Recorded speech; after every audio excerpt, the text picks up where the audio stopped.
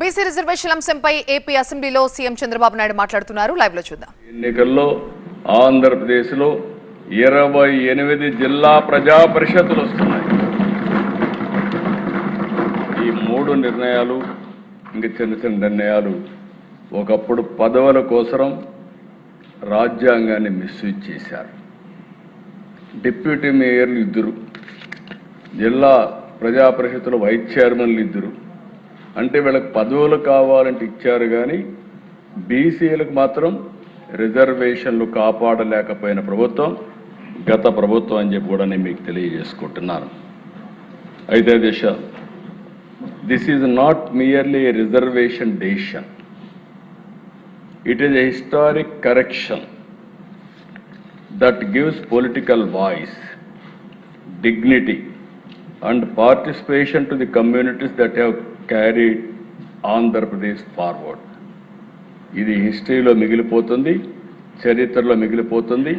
కూటమి ప్రభుత్వం వెనుకబడిన వర్గాలకు అండగా ఉంటామని మరొకసారి మీ ద్వారా రాష్ట్ర ప్రజలందరికీ విజ్ఞప్తి చేస్తున్నాం. 34% బీసీ రిజర్వేషన్లు అంటే 3-4 సంఖ్య కాదు.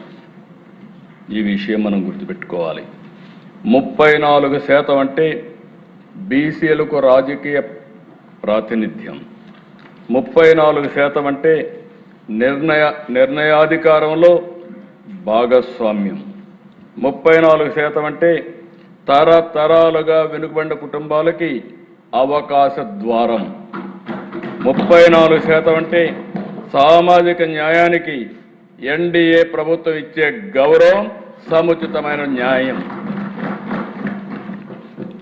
ఆంధ్రప్రదేశ్ ఆర్థిక వ్యవస్థని, గ్రామీణ జీవితాన్ని, వ్యవసాయాన్ని, చేతి వృత్తుల్ని, చిన్న వ్యాపారాలను, సేవా రంగాన్ని నిలబెట్టింది బీసీ సమాజమే. ఇది ఎన్డీఏ ఎన్నికల హామీ మాత్రమే కాదు, మా రాజకీయ సిద్ధాంతం అని మరొక్కసారి ఈ సభ ద్వారా ప్రజలకు తెలియజేస్తున్నాను.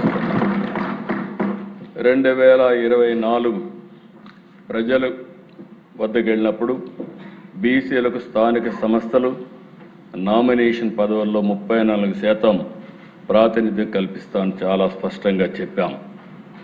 అధికారంలోకి వచ్చిన తర్వాత దాన్ని కార్యాచరణలోకి తీసుకొస్తున్నాం.